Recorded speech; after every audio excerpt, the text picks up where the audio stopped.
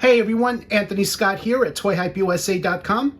Today we are taking a look at Mattel's newly released Turtles of Grayskull, Leonardo and Michelangelo figures. Special shout out and thank you to site sponsor BigBadToyStore for sending these two along for review. It's greatly appreciated. To buy and for more information, head on over to the BigBadToyStore website using our links in the YouTube description or the hyperlinks off of ToyHypeUSA.com. We would greatly appreciate that in advance.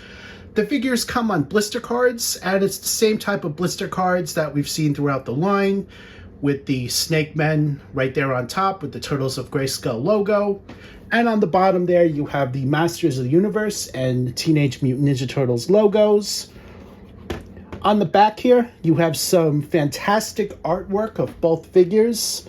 On top here, here's Michelangelo, and here's a look at Leonardo's. The artwork is just truly stellar throughout the entire line, so I hope you guys are enjoying it. Below that is a description of the figures. Here is a closer look at Michelangelo's, and here is a closer look at the rest of the wave, which includes Champ and Ninjor. And here is a closer look at Leonardo's. So I'm going to take these figures out of packaging now, and let's take a closer look. Here is a look at the sheet of instructions that are included, showing which parts are interchangeable along with other Turtles of Grayskull figures, along with other Origin Styles figures that Mattel has released. On the left here, you see Leonardo, and on the right, Michelangelo. The nunchucks also specify that the piece in the center, this little orange piece right here, can be removed, so just be aware of that. Up next is the mini comic titled Blood of the Dragon, and features Ninjor and various other characters on the cover there, as well as the Turtles of Grayskull logo on top. At New York Toy Fair 2025, Mattel did tell me that Turtles of Grayskull will be continuing, so we'll see what happens with that. At the end of the comic, it does say the end, so it looks like the mini comics are wrapping up unless they decide to continue them in some way. Here is a look at the cover, and on the back, it gives you a look at all of the figures offered in this wave. Ninjor and Champ are also included. Let's take a look at inside the comic.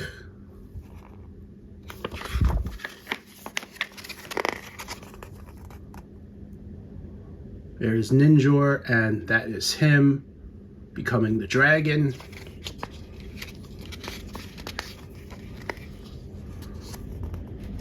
Shredder and King Hiss, various other characters.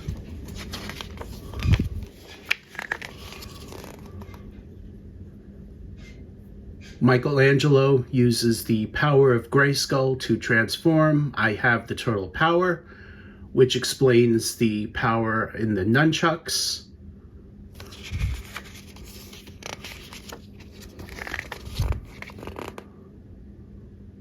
And here is the final page. If you look closely, it does say the end. The turtles return home. So again, we'll see what happens with the line. I hope that they do offer more mini comics. Here is an in-hand look at Leonardo and Michelangelo featuring new armor. The battle armor underneath the snake armor for Michelangelo is a reuse from his previously offered figure, and we're going to be having a comparison later on in this video. For Leonardo, everything is new regarding the armor. The base of the sculpt for both figures are reuse, what we've seen before. I do believe that these are new head sculpts for the turtles.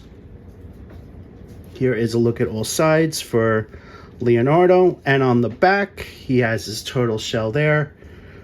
For Michelangelo, you see the design with the Snake Men logo, kind of looks like Rattler, which is pretty cool. Here's a look at all sides there. And of course, here is a look at the back. For Leonardo, you do see the blue bandages right there on the ankles and the orange bandages for Michelangelo. On Leonardo's right forearm, he has an extra piece of armor, which is not on the left. He also includes shoulder pads, which you see on both sides. He also has bracelets on both arms there. The chest armor can be removed. I believe the rest of the armor can be removed as well. And it has the letter L for Leonardo. He also has a soft plastic skirt, which is pretty new for him as well. Very nicely done. And Michelangelo, here is a closer look at him. The skirt is also made of a soft plastic, as is basically the rest of the armor on both figures.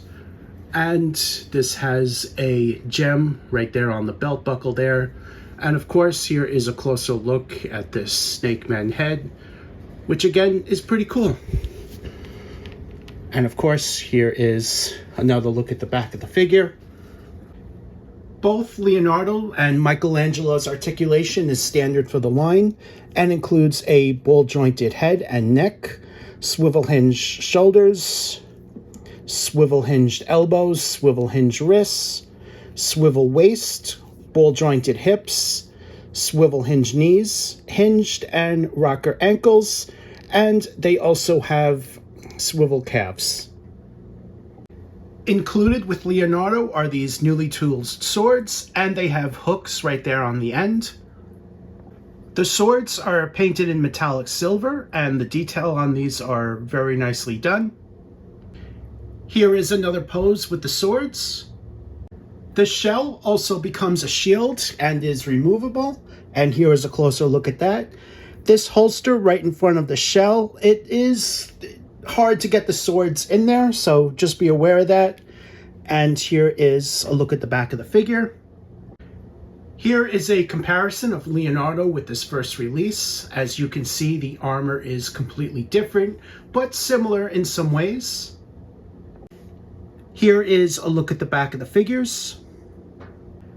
Here is a comparison of the swords. The one on the right, the first release, has a much longer, much larger sword compared to the smaller swords, which are new for this release.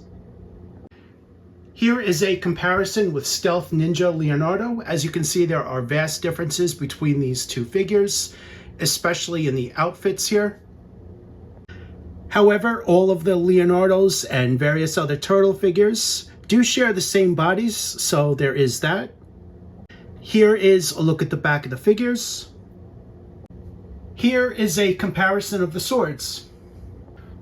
Michelangelo includes two nunchucks that features the power of Grayskull, as I showed you guys in the mini comic.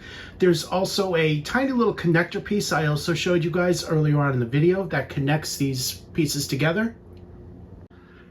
Here is a look at the nunchucks. Each nunchuck has two handles, so he can hold one with both hands or hold both of them with one hand each. One nunchuck can also be placed on the back of his shell as shown, and here is a look at that. The handles just fit through there. That tiny connector piece holds two ends as shown, and now he's able to hold both nunchucks. The shell becomes a shield, and here's a closer look at that. And here is a look at the back of the figure. Here is a comparison with Michelangelo's first and only other release in this line. As you can see, there are similarities between the two figures and some vast differences. For one thing, the first release has He-Man's hair right there on top and the battle armor, and the second one is giving a new head, same armor, or battle armor I should say, with the snake armor right over that as well. Here is a look at the back of the figures. Here is a comparison of the nunchucks. Overall, Leonardo and Michelangelo came out great. I'm really liking what I'm seeing with the Turtles of Grayskull line, just as I've been since the beginning. Thank you again to site sponsor BigBadToyStore for sending these along for review. It's greatly appreciated.